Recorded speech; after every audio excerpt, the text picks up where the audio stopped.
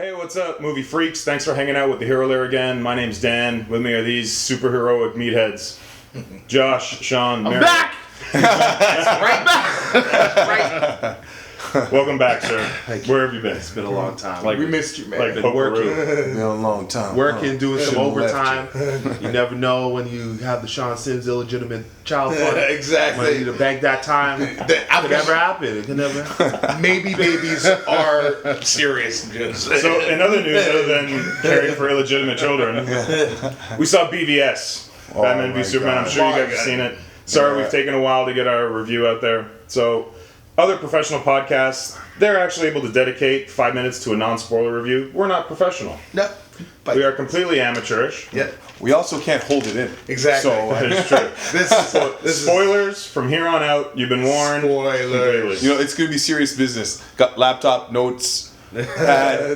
This is Yeah. going to be big. It's Yeah. going to be Yep. big. We're not fucking around. Okay. This is So overall feelings. I'm gonna go first. This movie is all of us. Actually, let's do this real quick. So we'll be like Rome, right? And we'll go. And on the count of three, we'll go thumbs up or thumbs down. Okay. Yeah. 1, 2, 3. Now, you actually know that There you go. Interesting. in Roman history, this is actually meant killed. This was actually a bad Yeah, thing. I know. Because it was- yeah. But in newer But times. yeah, but for the modern audience. it's there's speculation. That's not shade. Speculation. They don't know for sure. They don't know for sure.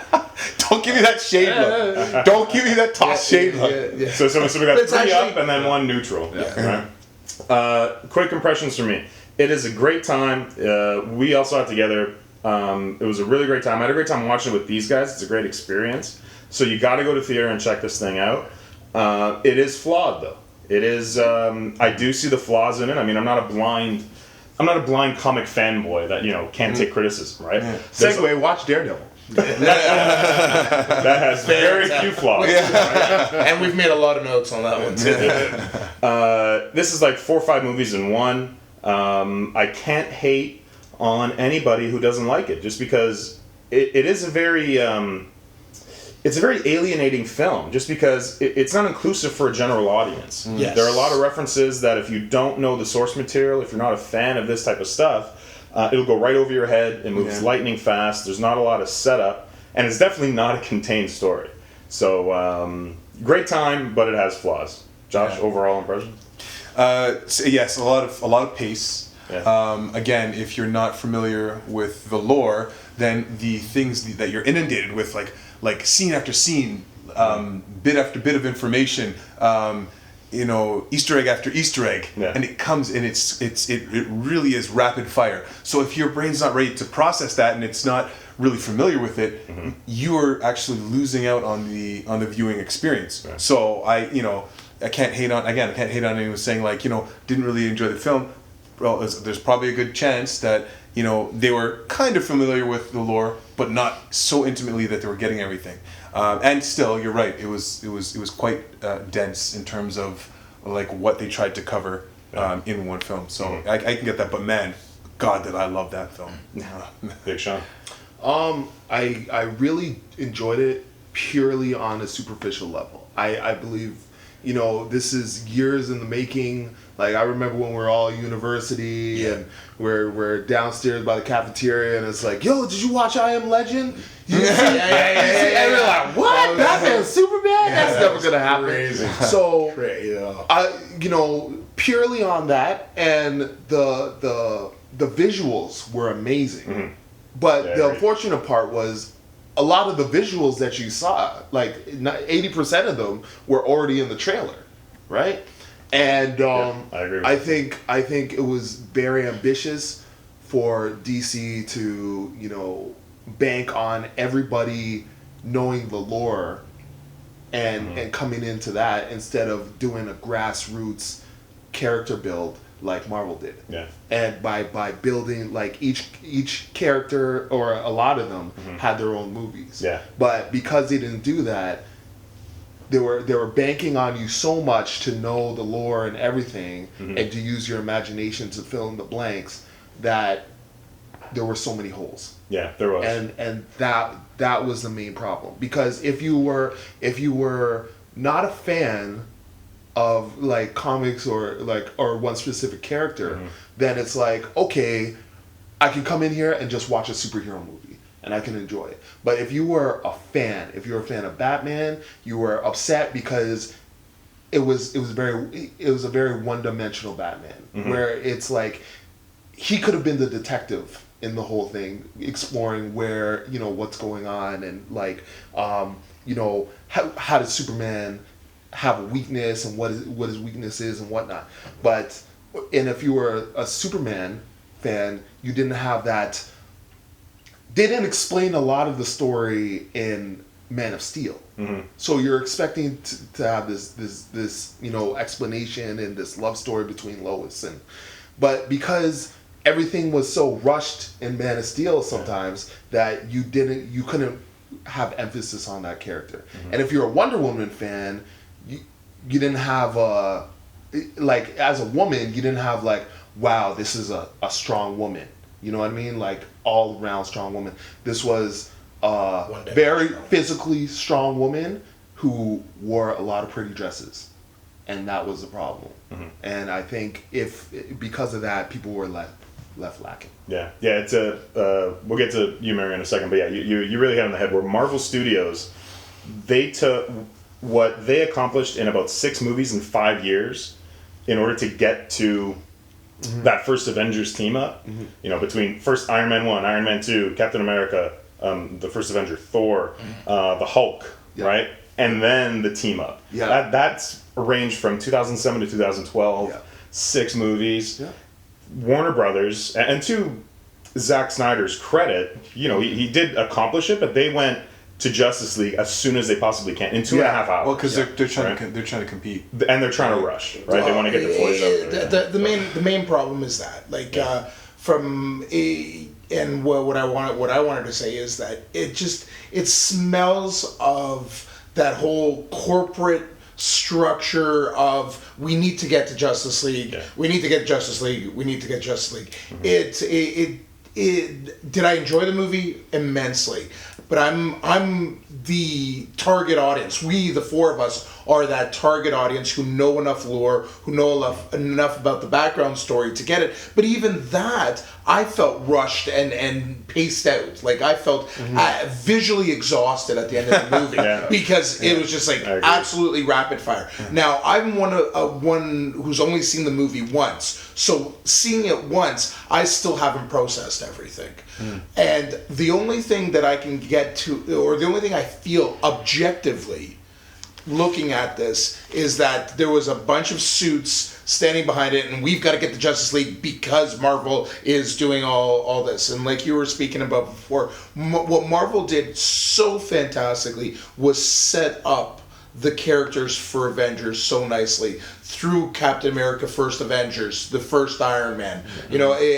All those movies to culminate to a point where you can watch them all and then still enjoy Avengers, but even throw out those movies and just go and watch Avengers by itself, and it was still a good self-contained movie. And that's why it did so well on the box office and exploded onto the scene so well, because it's still a self-contained movie, whereas this movie still relies very much on Man of Steel. Like, if you didn't come in without watching Man of Steel, you were even more lost. Which was kind of weak. Yeah, let's say I don't disagree with that, because just like you were saying, you were jumped in at Man of Steel so much, and so many things were just expected to know. Like, we know Superman is that character that everybody should know about. He's been around since 1938, which they plugged a couple of times. That was which was really nice. There's definitely a lot of really good Easter eggs for fanboys like the 4 of us and like many of you out there watching it.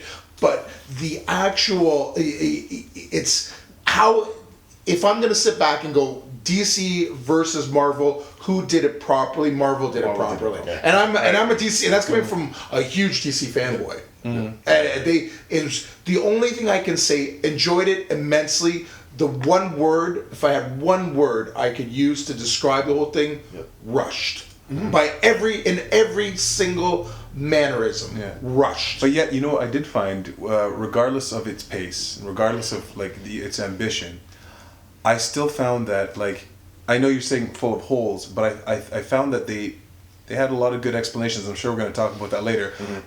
They had a lot of good airtight story writing, I found, to explain certain things in there, which like that was you know, did they address it exactly as the comic would be? No, but there were some things that were interesting, that were like that helped to explain and set up and like acknowledge for the future. But were they explaining it, or were they using like exposition shortcuts? And Well, because well, we knew it, and so- because we yeah. knew the material, Yeah. we picked up on it. No, I mean, there's certain things that were like explained within it, but like we'll get to it like as we go through Yeah. the discussion. No, I agree with Yeah. both of you. Yeah. Because a lot of times it's explained on like a throwaway line. Yeah. Or stuff that you're just assuming is happening off screen. Yeah.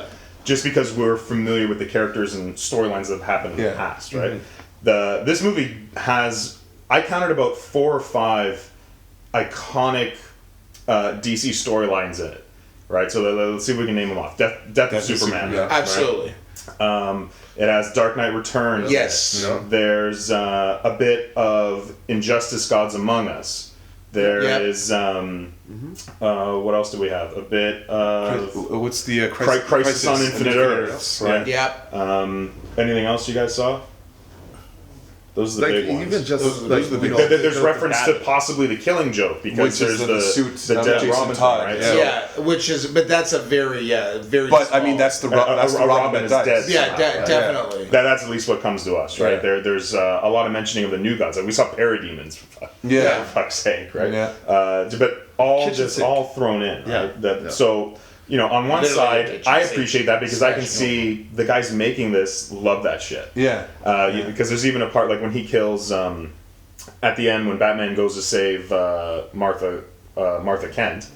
That Russian guy, I think he's supposed to be KG Beast, even though they don't call him it. Or he's a Russian guy. Yeah. And if you look at the panel of, and it's not KG Beast in The Dark Knight Returns, but it's like almost word for word of I'll kill her, I'll do it, and Batman goes, I believed you. Right? And in the graphic novel, he shoots the guy. Yeah. In this one, he shoots the tank and then blows it up. But Yeah. and even like little poses and the suit and things like that, you can tell that no matter what mandate Zack Snyder was given to get us to Justice League within one film, right? You can tell the love is there. Yes. They're all kinds I of want this homages. in there, I want that in there. Even like certain positions that characters were in stance or lying in. And whatever, were exact images from the comics. And that's the tragedy. Cape ripples from the exactly. Without literally that godlike image of Superman. The cape is exactly out of the comic book. It's looks like you're looking at an Alex Ross. Absolutely. But back to Sean's point earlier was that it's nothing we hadn't seen in the trailers. That's where I think DC really failed us on this film. Yeah. It was the first trailer. Again, there's many out there and many other YouTube reviewers out there who have commented it's one of the best trailers they've ever seen. Yeah. It was the subsequent trailers that you're introducing so much into the story that we could have named all those story arcs that we just did from the trailer. And kind of gone in with a little bit of knowledge, with especially our knowledge going in, we could have foreseen a lot of that. Some directions, obviously, we couldn't see, but a lot of that was kind of foreseeable. Yeah, especially Doomsday. Like, we did not need to see Doomsday in the trailer. Oh no! It was a great time, and if you see a lot of you might have discovered us from Yeah. our trailer reaction off of that. Yeah. It did really well, but and it was fun to see. But the way the story played out, you didn't need to see it. It would have been There was enough a in really there. There great was enough movie. in Well, there. to be honest with you, I don't even think you need a Doomsday in this film. You might You know not. what I mean? It's like if you really look at it, it's like Doomsday is like the Ragnarok. Like if this was Thor, this would be it's like an event. Yeah. The death of Superman could have been an entire movie within itself, which would explain why it would be so big. You know what I mean? Because then it's like the Justice League would have formed. He would have evolved a few times, and he's so huge, and you know what I mean? Yeah. But it's like, because they just threw him in, it cheapened. It's like almost like like I'm a fan of wrestling, but Yeah. Sting is this like big, like, you know, classic character, but he's never gone to the WWE, right? And then finally, the one time he finally signs a contract, he comes to the WWE, they beat him the first match, and it lessens who he is, and it's like, I don't know. Definitely. I saw an interview with, and Zack Snyder's been pretty open talking to a lot of people about this.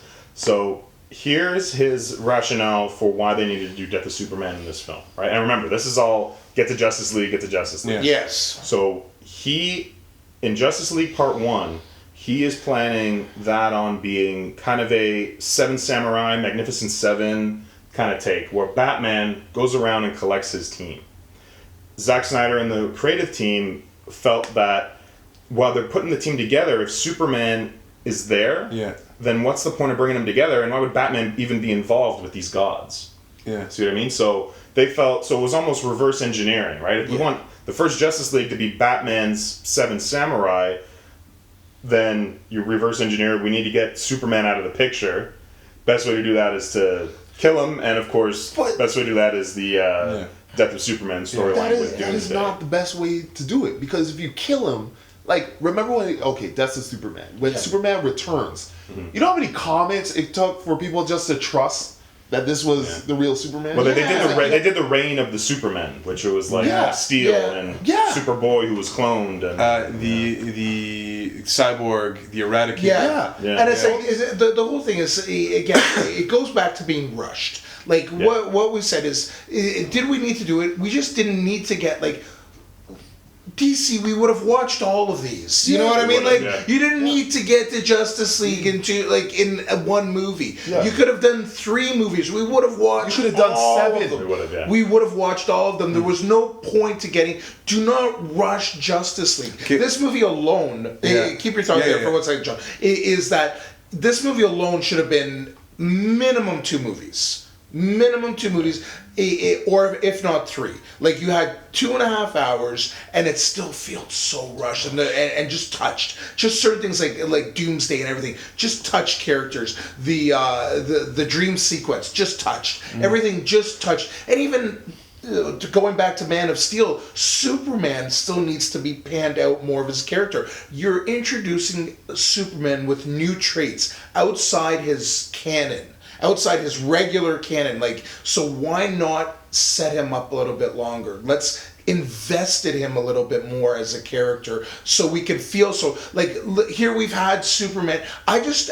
From a movie perspective, yes, I'm a Superman fan. I love Superman, but from a movie perspective, we've had basically 2 films to now grieve for him. I just don't think we're not invested. Yeah, we're not invested. Please go. Sorry, go. The character. Okay, so even like the citizens, they only had 18 months to know Superman. Exactly. So it's like then at the end you have this funeral. Yeah, it's like.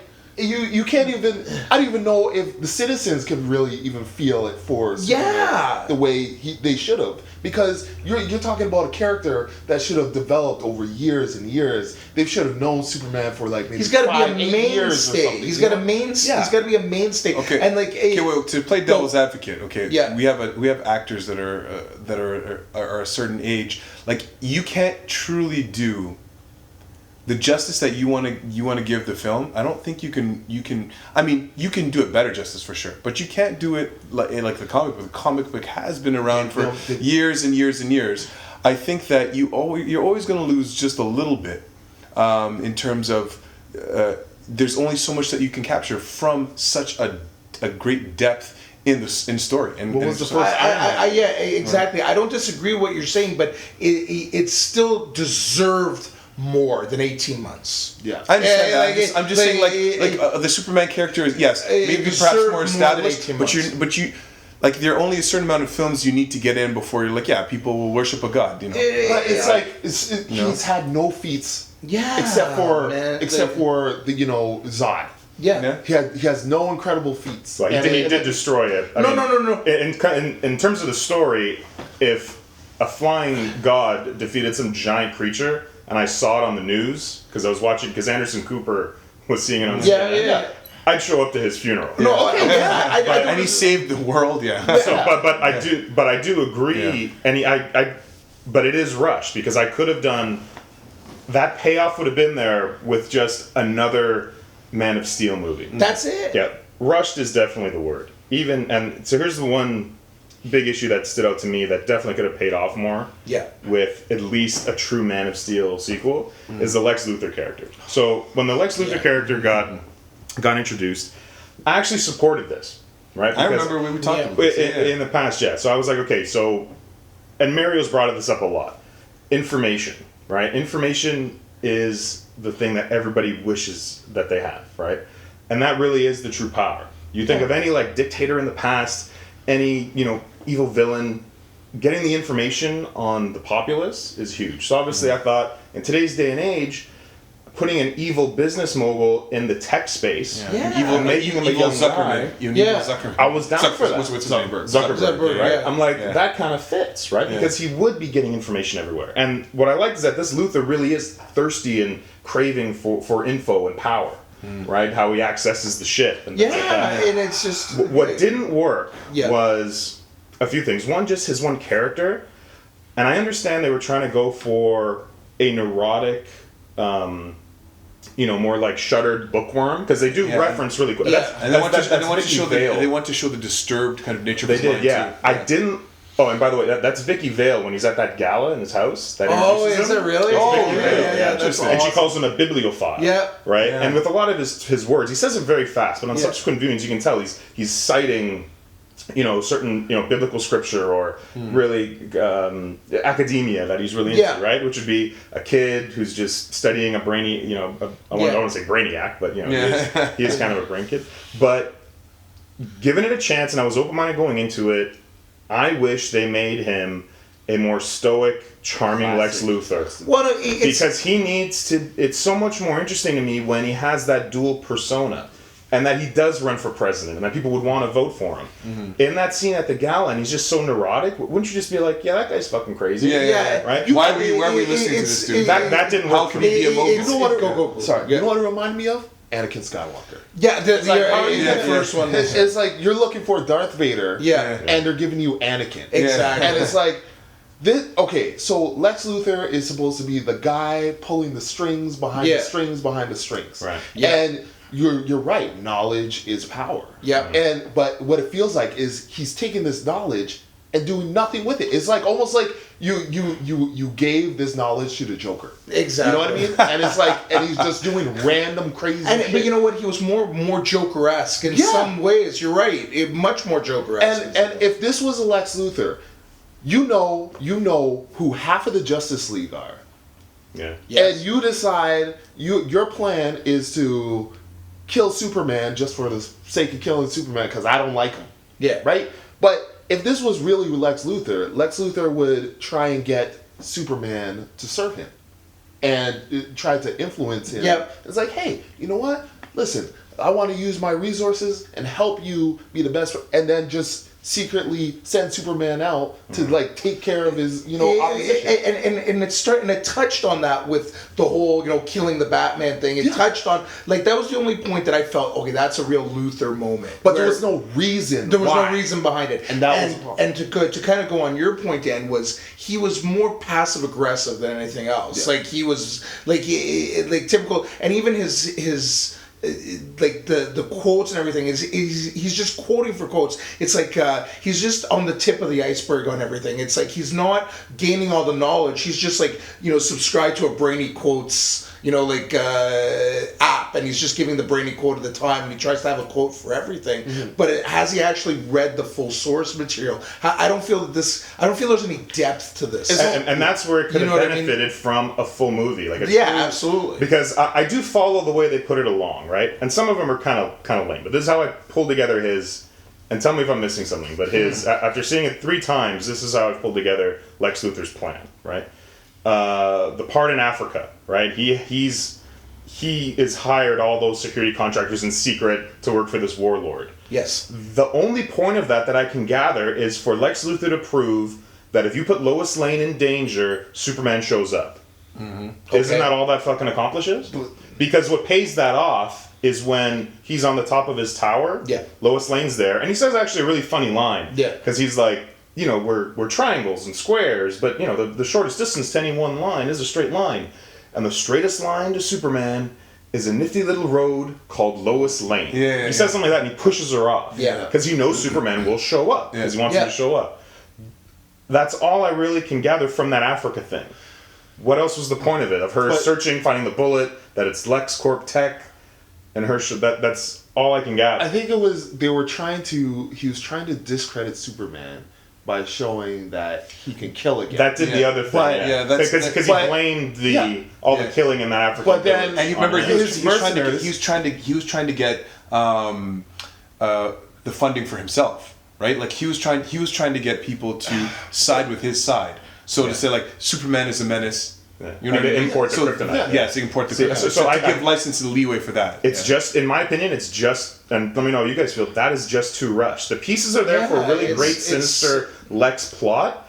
It's just really too rushed. Yeah, because, so he gets these mercenaries, which he's in such direct contact. He's like within 2 degrees of these guys. You know what I mean? He's not even using mercy to call the shots. That's true. Like, he was very close to it, and they're using specialty LexCorp bullets to shoot. You know what I mean? And it's like, okay, so he does that. He does all this stuff to discredit Superman, to get him in Congress on a tribunal to blow it up. If you're Lex Luthor, and okay, you're gonna say, oh, he was doing it to get the permission to get the kryptonite. Lex Luthor doesn't ask people for permission. No, he would have just got the. It's a Joker move. That's place. A Joker exactly. move. It's not a Lex Luthor. Yeah. And it didn't even seem to really. Like, you already had the attack and destruction of Metropolis for people to be afraid of Superman as a destructive alien. You absolutely. You didn't need this Africa attack. You didn't need. It was fun to fucking watch. Yeah, right? but it's. I love to watch him fuck up that guy and throw through the 2 bricks. Yeah. It was jarring to see that. And sudden to see that I guess it's a Capitol building blow up, and just he's there unaffected and almost crying like that. Yeah. That did affected me. But once you get out of it and you think of it, you're like, to what end? What? Why? Yeah, to what end? That was just like. It's not even like Superman was affected by it, obviously at all, except emotionally. Yeah. And it's not like he was set up. Yeah. Or he blew it up. Or you know what I mean? Like there was no point. Again, like it's just it lacks the motive that Lex would have, and you did, and again the trailers and all those like little things that like the article on Lex Luthor and stuff, and kind of bringing him up as such a brainy person and like such a he was set up outside the movie very well. That's why we did need another movie. We needed another introduction to him. Yeah. He shouldn't have been the catalyst to this and the counterpoint to Batman versus Superman. Yeah. You should have just let that work itself out. Like, this movie would have been a huge draw if the first act was a whole movie. Yeah. You know what I mean? And that's what they needed to do with this. So not to harp on Lex, but this is... Yeah. There's just so much really great stuff that there's just not enough time in 2.5 hours to put it in. So here's another thing I can gather. What he's really working to, and especially when he meets with that whatever senator or whatever tech guy that is. Yeah. Not the female senator, but another one. They're like, what's your wish list or whatever? Yeah. It was access to the Kryptonian ship, Zod's body, whatever. Sure. So like, what I can gather is there's a plan up until there that he wants, which is just an insatiable hunger for info, right? He wants to get in that ship. What does he do, right? So he's able to break in. I think there's some fucked up shit that happens in there off screen. I think he gets all the information from the database there. There's a deleted scene that I don't know if you guys have seen. Yeah, I've seen it. Have you guys seen it? I haven't seen it yet. Okay, it's called Communion, and it takes place pretty much after Doomsday's been hatched. Police run in, and then they kind of arrest Lex Luthor, but he's in the remnants of the Genesis Chamber, and he's communicating to. It almost looks like Steppenwolf from the New Gods, from the planet of from the planet Apocalypse, because they're big horns. You're going back around on who it is, but it's. You remember on the first ship how Jor-El explains the history of Krypton, and it's almost like that 3-dimensional holographic stone. the creature is in that, and there's 3 mother boxes hanging there, and then it just disappears. Yeah. So that's either him doing like a holographic communication with the planet of Apocalypse, and he might have done that before. That's how he knows he's coming at the end. Yeah. He's coming and he's hungry. Yeah. So the plan might have been part 1, get inside there, and he might have lost his shit. Apocalypse is... Well, the planet of Apocalypse. Oh, yeah, in which okay. Darkseid lives on. Okay. Right? He's communicating with that planet, whether it's Yeah. Darkseid or Steppenwolf or any of these, or any of like the new gods, right? But part A of the plan is him just getting access to the ship, right? And I think stuff happens off camera that he just gets twisted with history of 100,000 worlds, communicating with aliens, like oh my god, to where now he and then he's got to get Superman out of the way for them to kind of come in here, and then him into rule as well. But all that's, I'm just assuming all that. It's not shown. Well, that's what we do with half is the such movie. a shame, right? We're assuming so much because it's so rushed. Yeah, and I hate to harp on the fact, but we keep coming back to that for a reason. It's That's just the biggest detriment. There's too much in this film for it, and DC, like what DC, is it that they don't think that we would have watched those movies? Like, of course we would have watched those movies. We needed another Man of Steel before this. Let's count the movies that we should have had before here. Definitely another Man of Steel to introduce Lex Luthor. To introduce Lex Luthor, because Lex Luthor is got to be the counterpoint. It's Superman's brawn, Lex Luthor's brains, And there's a reason why Lex Luthor is Superman's arch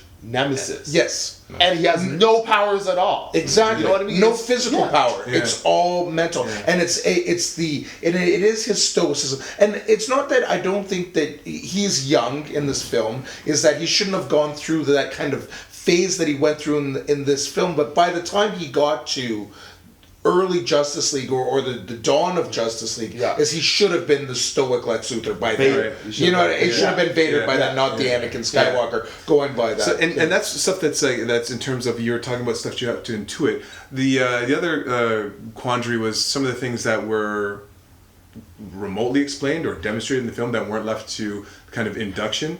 For example, in the making of the gross deformity, which ends up being Doomsday. I didn't understand what was going on. Like he slit his hand, put his blood on Zod. Yeah. So you got, and then what? Why did that create Doomsday? So you got the smartest person in the world, and one of the greatest tacticians and soldiers of all time, and they make the cave troll. Okay, but like here, this is you know what it is like? It's like Prometheus. The blending doesn't make sense. It doesn't make damn sense. Like, okay, Octopus. Exactly. Lex Luthor in this film is like, now, okay, fine. I understood. Got it. It's alien DNA. I understand, but it is Kryptonian deformity. It is Kryptonian. So if you're melding, if like a kid between Lois Lane and like Superman is gonna be like, like it's just gonna, you know what I mean? So if it's genetically melding appropriately, it's got to be in some way feasibly humanoid. It should be. Anyways, even if it's not, why would the human DNA create this monstrosity when mixed? Why would it be stronger? How could that possibly be? It's not carrying any of the attributes of the parents. Of course, you know. It doesn't. There's got to be some third part, or third foreign part to it. That aside. So even that. Okay, let's say we do get Doomsday from that pairing, which is it defies all logic, even within the confines of this, heavy work of fiction. Doomsday was insanely large. Yes. Like Doomsday in the comics, Doomsday in any of the shows you watch, he's bigger than Superman, obviously. That's a given.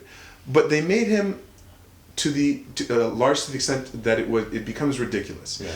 Just like Superman catches his fist like that. Exactly. I thought he was too big as well. It completely takes away from the dynamic of the combat, number one. Visually, it doesn't make sense, because when you're punching and something the size of, like, what is equivalent of, if I was punching a gerbil or something, or like, a guinea pig, like it doesn't the physics. Exactly. The dynamics do not work.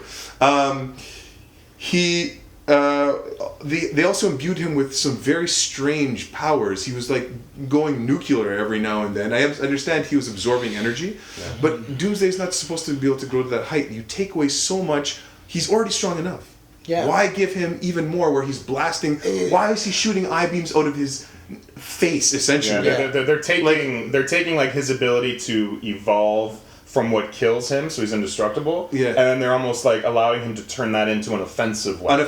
Weapon. Right? Which I get, it worked sometimes, but it was too much. I know, and you have all these characters that are trying to combat against Doomsday. It just the visual and the logic of the fight, the combat, you can't identify with it because it's something too large, too massive.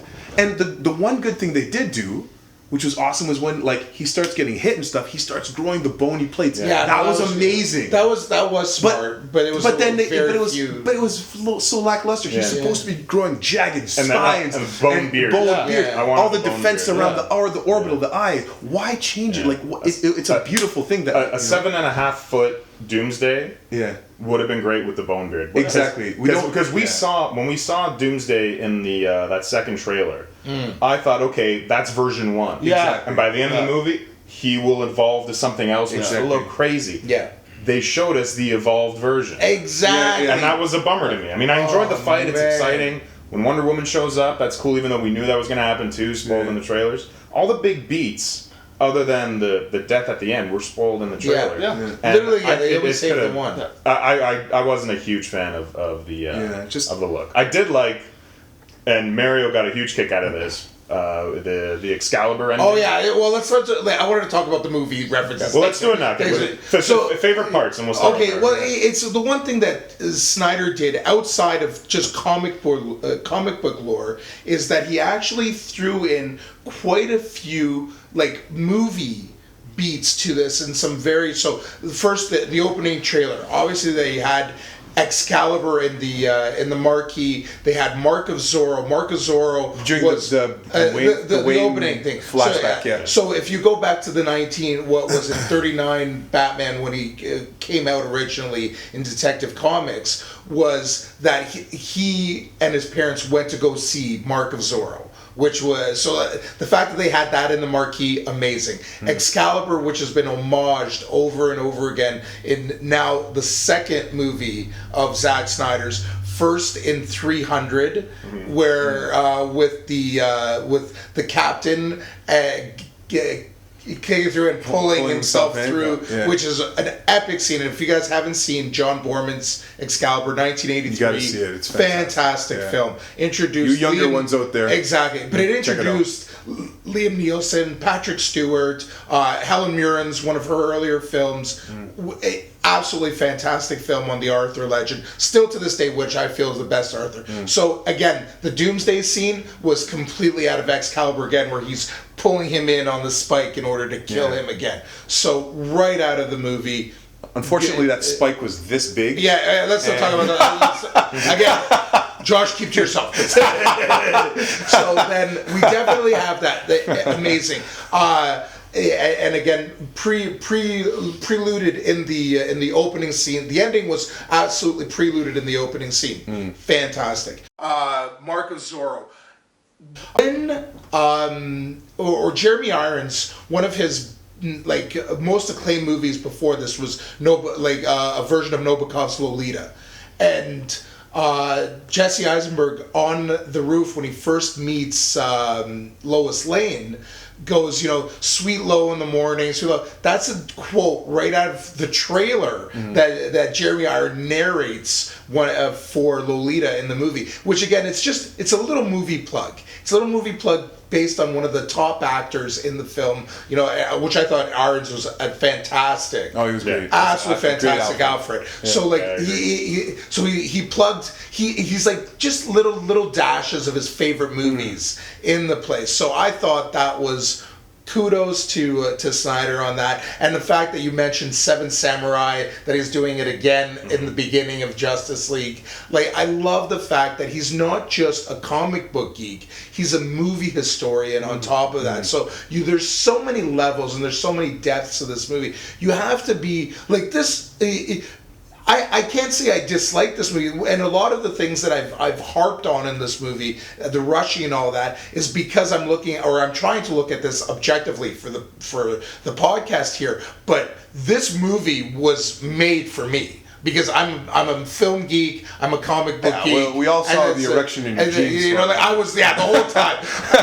This is my Viagra. He had trouser Excalibur. Exactly. It was, and nobody was pulling that out of the stone. Like, that's all. Except I got. it's a lady with a background.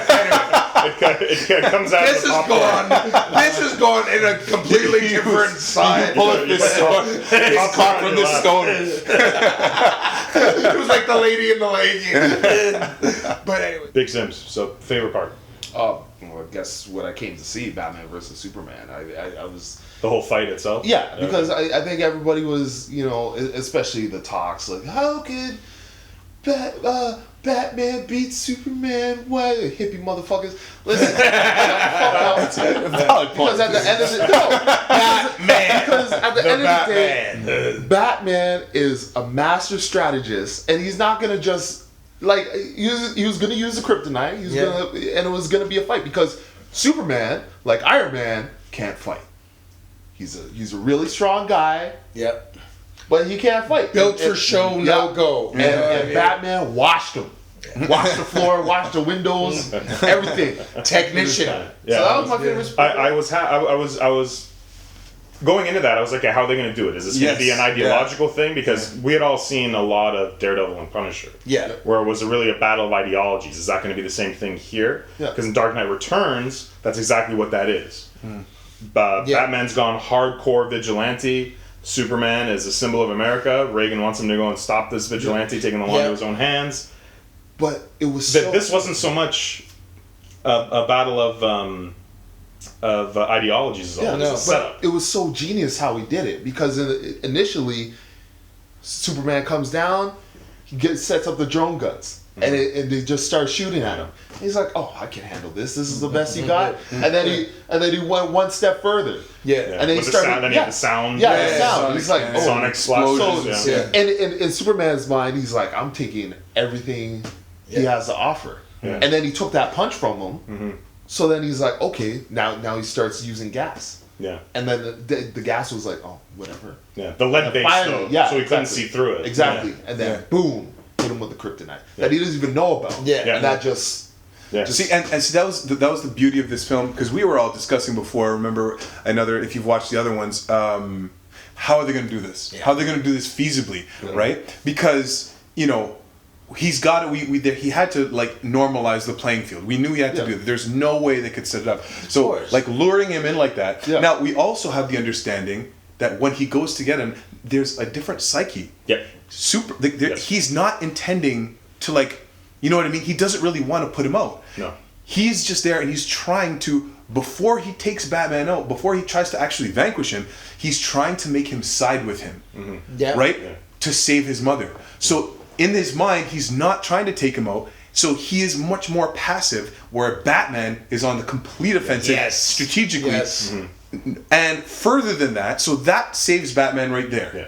That was a key hint. That was key. Which I appreciated. Yeah, I appreciate it as well. Because then if you just said they're going at it, like and he just wants to eliminate him. Yeah, there's no way. Lasers him in the face. He goes to space, shoots him, done whatever. But he never do that.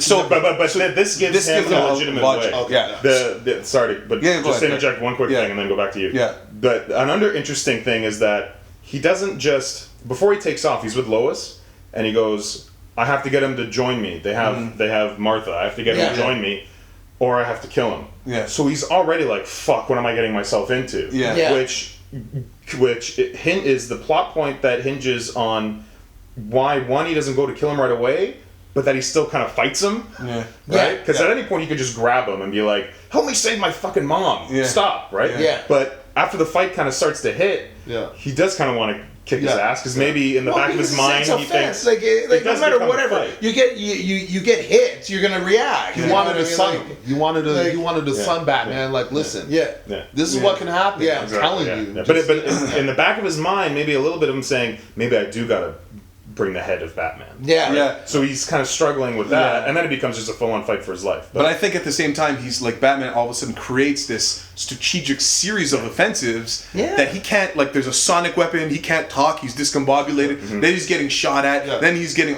all this stuff, right? And then he's trying to speak to him. Batman ignores him. As you remember, he's trying. He does try to speak to him, he does. but Batman's just like, nope. You know what I mean? Because he's on the offensive. So that is key. So I mean, even if that were it, it would still not be fair. But we have that psychological edge now for Batman. Then we didn't know, like, how is he gonna, like, because we're looking at the trailer and we're like, he's actually fighting him, so he can't have kryptonite, or else he wouldn't be flying and doing all this stuff, right? But so that is explained through him not wanting to side with Batman first. So he's very passive. Then Batman hits him with the kryptonite. Never experienced it before. That, because when we saw in the trailer, he stopped Superman's punch.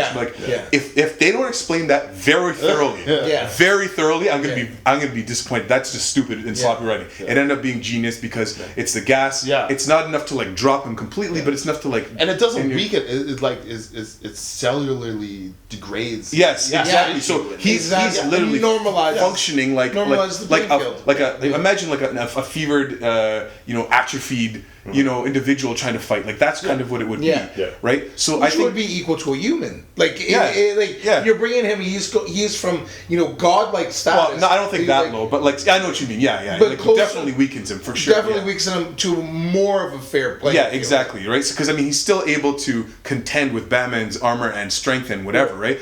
More than contend with it. But at the same time, the fact that Batman can actually even knock him back, that's huge, right? So I think they did a really good job of demonstrating Batman's cunning, demonstrating Superman's reserve, and why he loses because he is hit with the kryptonite, and he doesn't really he wants to join forces with Batman in the end, and Batman is the one who's out to like take him out completely. I think the friendship was too quick.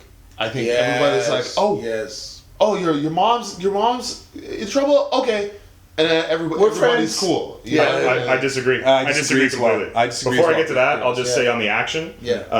Zack Snyder's action. Oh god, they go really quick, but they're shot so great. It was a good change from the Christopher Nolan shaky cam from a lot of the ones which suck. You saw the moves, and they're strategic moves. They're not. There's no real cheats. Kung fu fluff. If you break them all up, it's very strategically put together. All the fights I thought that way were great, and some of the best fight scenes ever. Yeah, that's my point. It's like definitely still stylized, but in a perfect way to. But it's still very fitting within a comic book world or a video game It was very like Arkham. Like that fight with Batman in the warehouse. Was, I think it has to be my favorite fight scene I've ever seen in a movie. Yeah, I agree. Ever seen in a movie. Just that whole sequence, that I was just looking like, this is insane. It's brutal. It's callous. It's but plausible.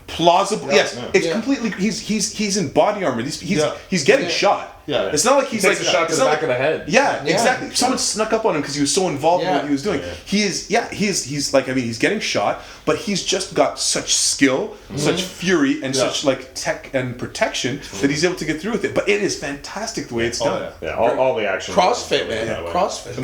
That's the secret. If it was strictly CrossFit, he'd be injured before he even got into the suit. You guys don't like the Martha line.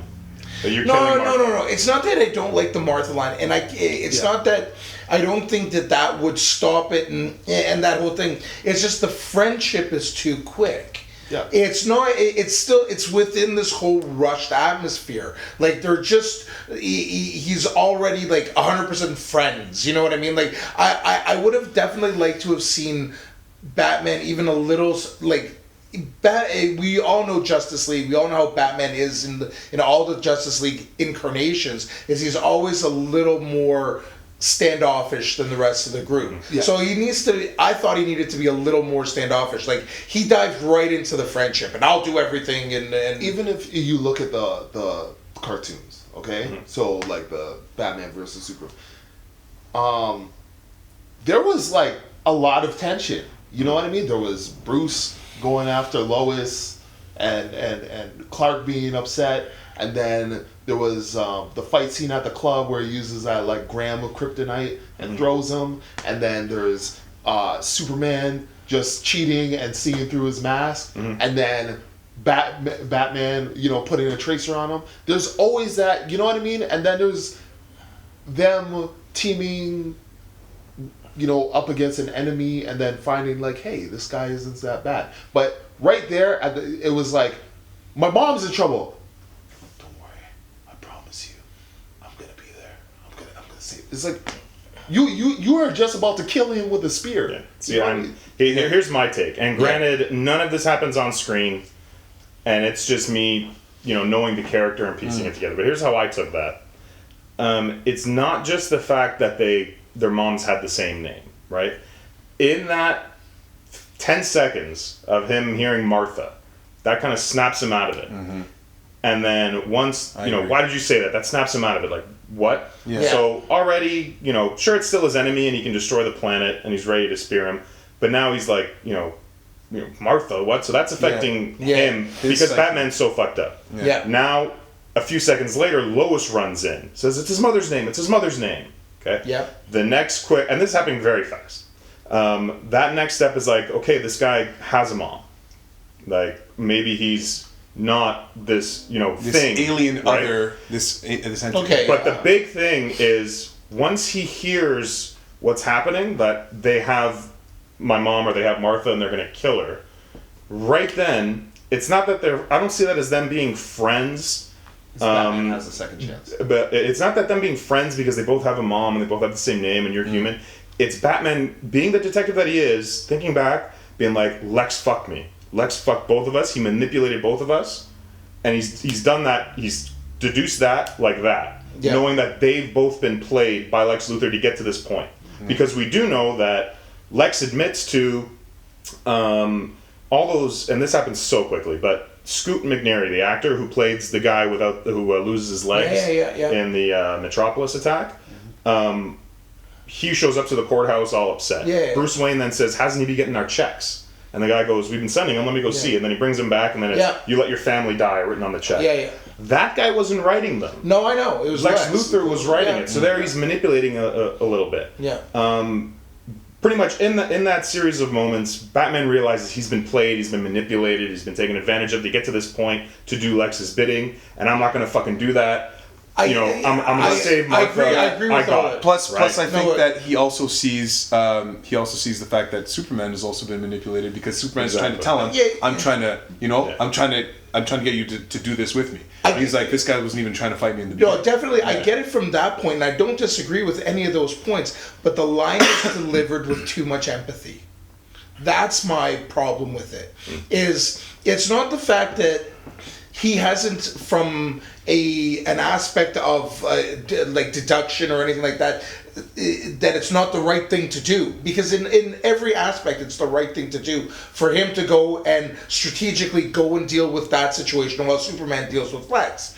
It is the right thing to do from like an overall encompassing spot, but it's that he delivers it with an empathetic tone. He seems friendly with him.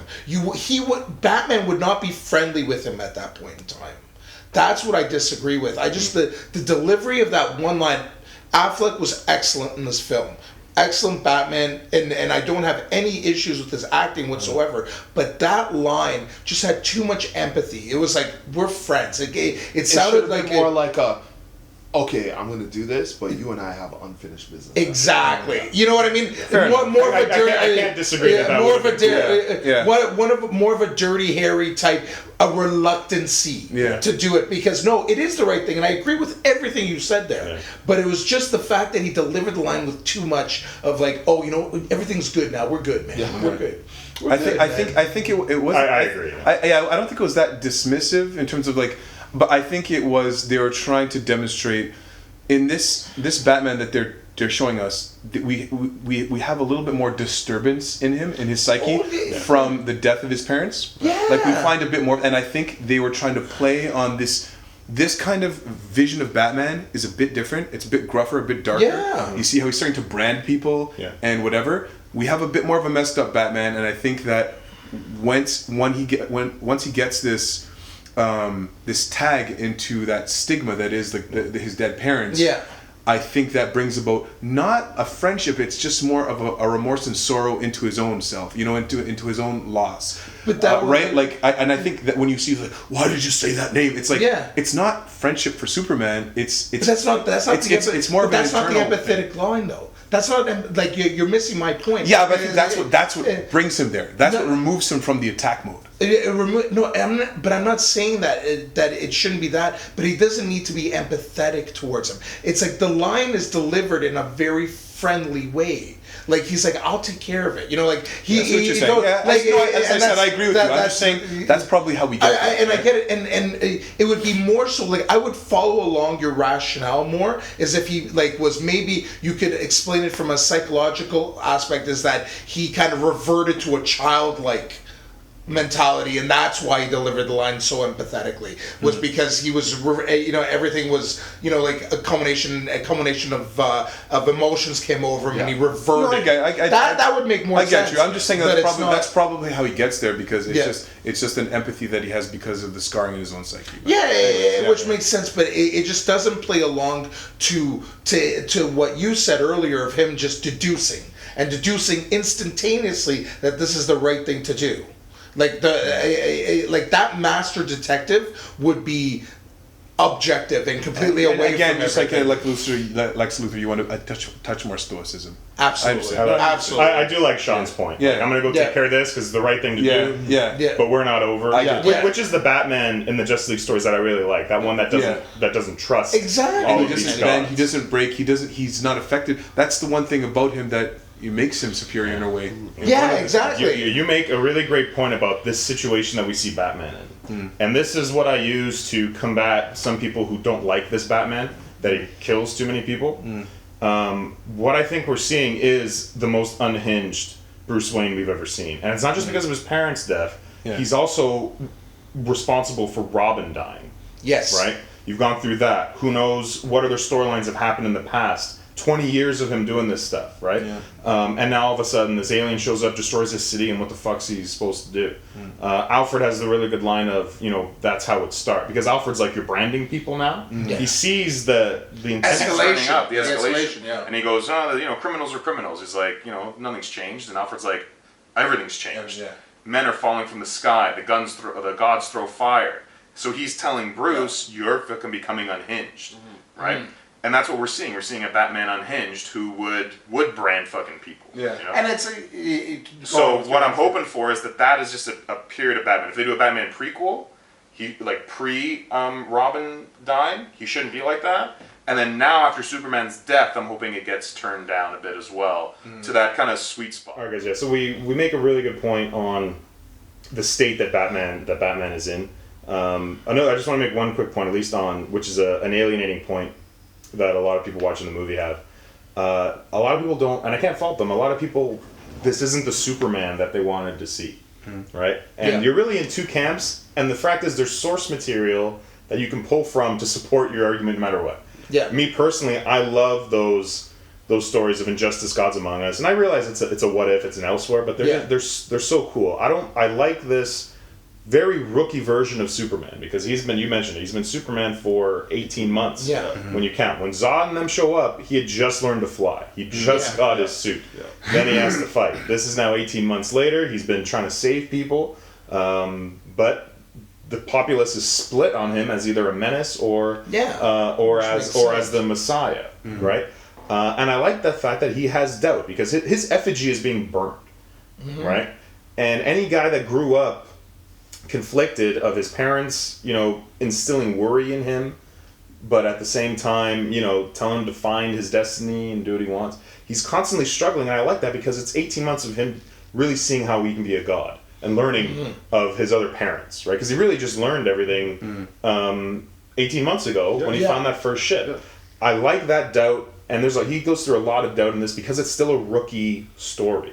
Right. And there's a vulnerability to that as well. But I can't argue with people who do still want the Superman who never has any doubt. He's always hopeful. He always makes the right decisions and everything else. I can't argue with it. It's just the fact is you're not getting that Superman. How do you guys feel about this? Well, just to go in, it goes back to stuff that we were talking about before when Sean and I were saying that Superman's too rushed. Like we needed another Man of Steel movie. Like we needed more prequel to this Superman. Like what you're saying is there's nothing wrong with this kind of rookie Superman and the Superman learning, but by the time he faces Batman, by the time he starts Justice League or the Justice League starts, it should have panned out, and he should have been that, you know, that 100% I'm on this side of the law Superman. Because if he was going to face Batman, here's Batman who's obviously vigilante gone so far. They're both kind of in the same camp. They've got their fans, and they've got their people who don't like them. And you've got Superman who's got the same thing. Like if you look at Dark Knight Returns, one of the source material, you have Superman is Superman. There's no doubt on Superman whatsoever. He's completely on this side of the spectrum. And then now you've got Batman on this side of the spectrum, and that's why it makes them two opposing forces colliding. But they're very similar in this rendition, where you've got, you know, some people agreeing, some people not agreeing. Batman, some people agreeing with how far he's going, and obviously a lot of people disagreeing with him being a crazy vigilante. But like nobody was disagreeing with the fact that he was branding child molesters. Because child molesters, like that kind of, it was accepted almost in the film. A lot of people were disagreeing. Clark Kent for one. Yeah. Alfred for one. Yeah. That really shocked Alfred. Yeah. It shocked Alfred because it was going, but it wasn't portrayed in the rest of the media. Like you had everybody trying to silence him. Yeah, but he was trying to silence him on like, let this go, let this Batman character go. Like it wasn't newsworthy enough to keep putting out there. That was the big conflict with Clark Kent, was that it wasn't as newsworthy, and it shouldn't have been out there as much as it should have. Like he had this vendetta against him, and it's like, and did he represent the people, and where, like the whole thing is like they were both conflicted characters, and they're both characters that had fans and didn't have fans, and in the source material there's none of that. Did you like the Superman? No, I think the problems with Superman, like I like the Man of Steel. I think the problem with Superman is the time, and he hasn't had enough like trials and tests and feats.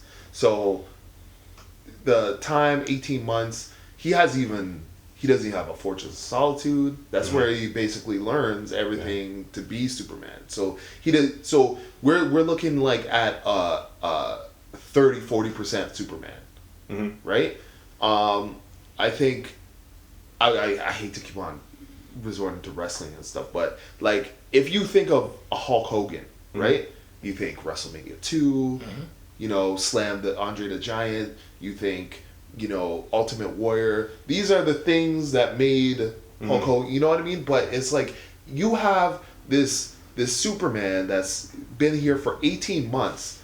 Nobody's gonna trust this guy after 18 months. Yeah. Which they don't. Like an invasion, but like I don't even think people would like, you know, worship him as much, because if you have Fox News, it's like Super Menace, was he the leader? Was he orchestrating the thing? Where did all the Kryptonians go? They just disappeared into nothing? I think it's a trap. I'm Bill O'Reilly. You know what I mean? Stuff like that. I think you wouldn't have that trust. I think it would be evenly split in how it's depicted in the film. I think it was very legitimate, because you also had Neil deGrasse Tyson and all these philosophers coming in there talking about how it questions our own position in the universe, right? Which, I mean, you know, I learned about black holes, and it does the same thing for me. Like how fucking pointless is our, the little errand I have to do when, you know, literally light is getting sucked in. A guy flying and breaking the sound barrier and all that, you would definitely have those that fear him and that level. I thought that was portrayed pretty well. I just say, but it wouldn't be 50-50. Like Neil deGrasse Tyson,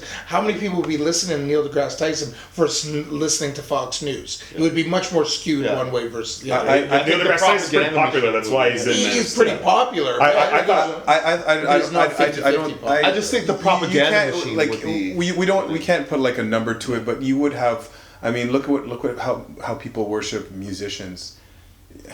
But you think you're going to have people worshiping a flying man. Yeah. You know, of that kind of But power. you think it would be a 50-50 thing, or do you I'm think not it going would to put a be number on it, but I was No. going to say there's going to be a great number like that would adulate him, right? And a great number that would like out of jealousy, out of fear, dislike it. Yeah, That's all. I agree, and I think that was really well depicted, and I appreciated that, as opposed to just giving us the perfect from day one stoic Superman that was like, you know, I believe, you know, I want citizens to know that the train is the most safest way to transport it. Oh, Like, citizens, don't you worry, Superman is here. I think it's more realistic. Is that what you guys want? But that's the Superman you want the I goody wanted to two-shoes fight Superman? Batman. No, but it's just all Like- these feats you've seen. You haven't even really seen these feats. Yeah. You've seen montages.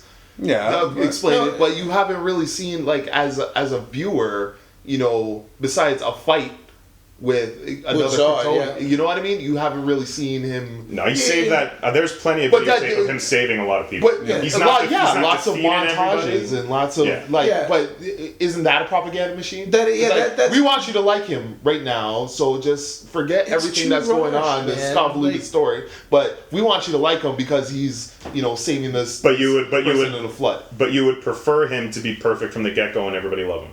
No, but I feel if we're gonna have this Superman, I think he needed more time, and I think it like Mario said, a couple more movies. Hey, That you know, that I do agree with. Like there's no and do the question is that do I like this Superman that he's been, yes, but that should have all been taken in Man of Steel or in Man of Steel 2 if there ever was one. Yeah.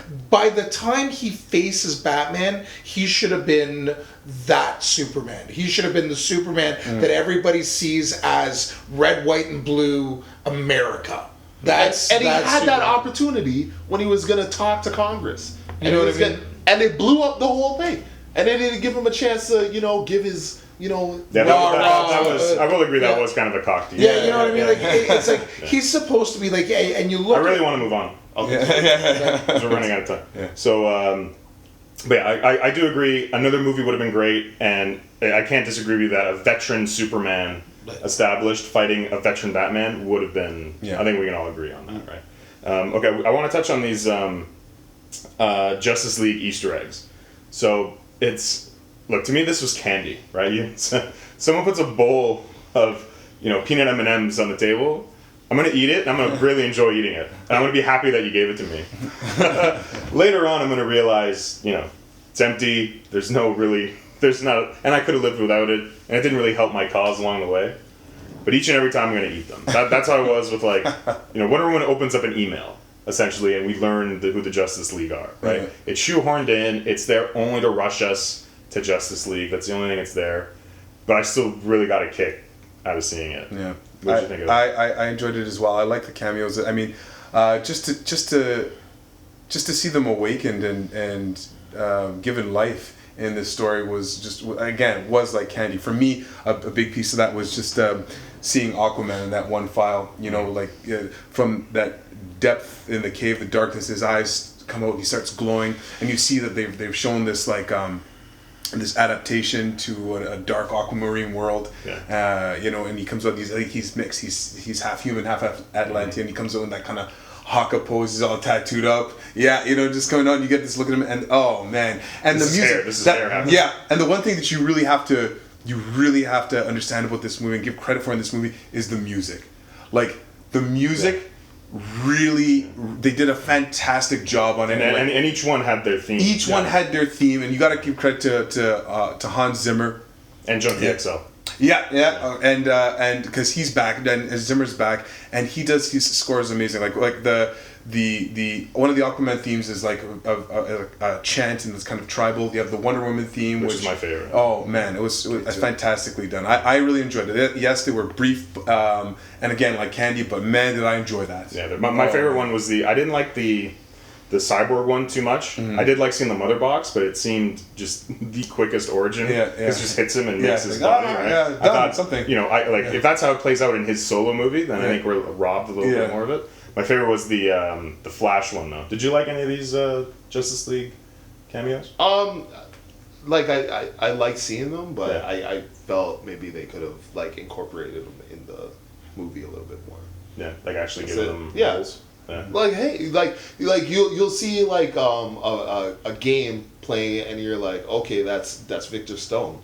Yeah, But I noticed that too. Yeah, number so, 7 quarterback. Yeah. And I was like, oh, victory, and I'll wait for it, but it's just. Like, What'd you think of the Justice League? It's just again, just too rushed. It's I hate to keep saying the same word over and over again, but it was just they were just touched on. It would have almost been better to kind of leave it as mysterious in my aspect. Like, I get the candy aspect, I get the fact that you want to see these guys and everything like that, but it almost a little more allusion to them or alluding to them versus like seeing them in such a kind of a cheap format. You know what I mean? Like, hey man, a talented designer worked on those icons. Yeah, Lex Luthor made icons. But it was too simplistic. Yeah. I would have liked to have seen it in a different way. In a perfect world, the way to do it is the way Marvel Studios has done it, because each movie subsequent builds on each other, and then you learn 1 or 2 new characters.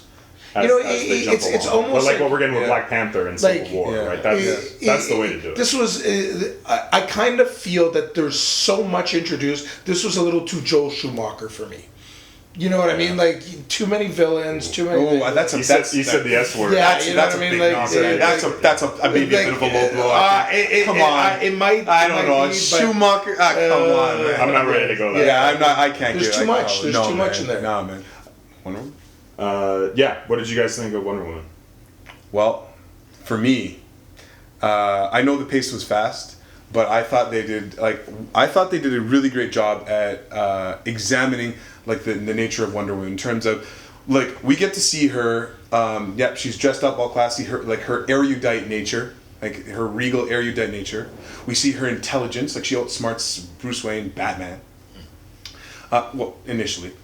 And so we have that savvy, but beyond that, and beyond her being attractive, we're introduced to this battle-hardened Amazonian war queen, which Wonder Woman is, and I thought one of the most telling scenes for that was when she's fighting Doomsday, who was atrociously large as we've discussed.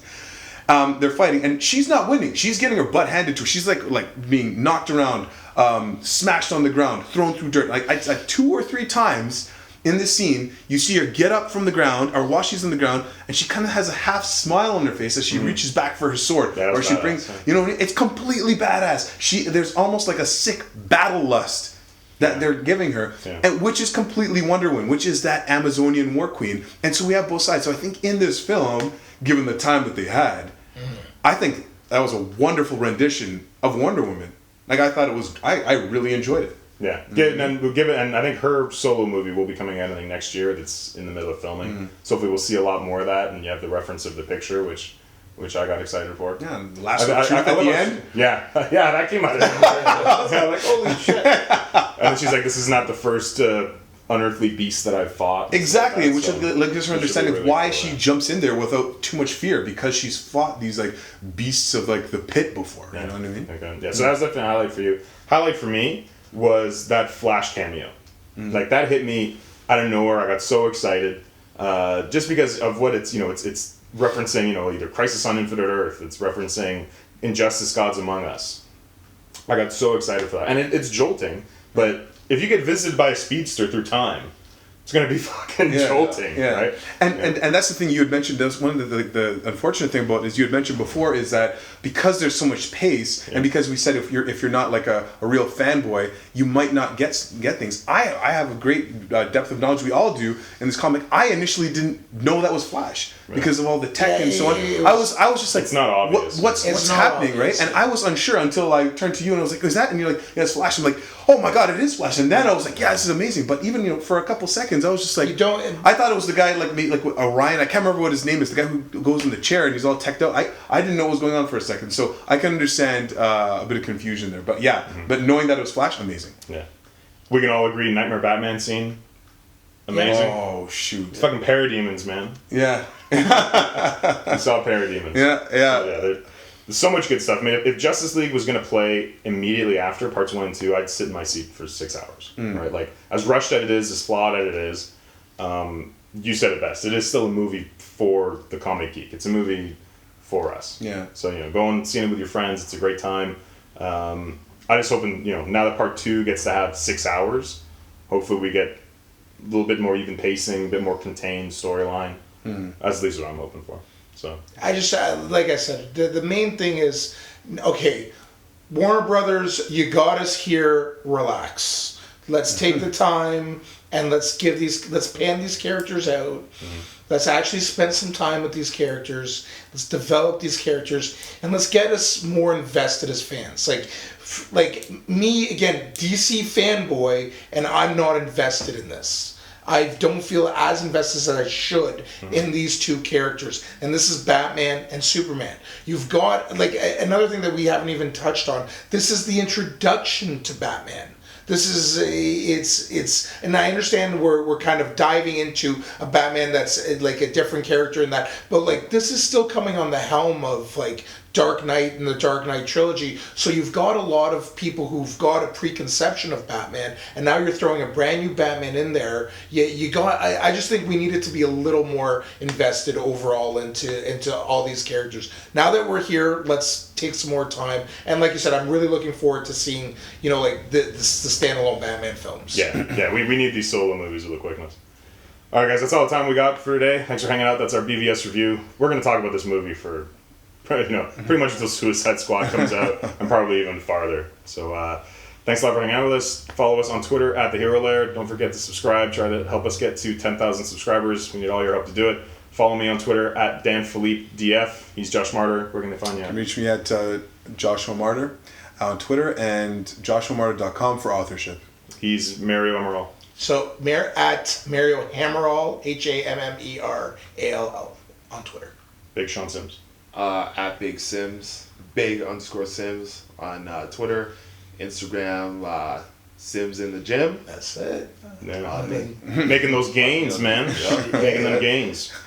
Thanks for hanging out, guys. See you soon. Bye. Ciao.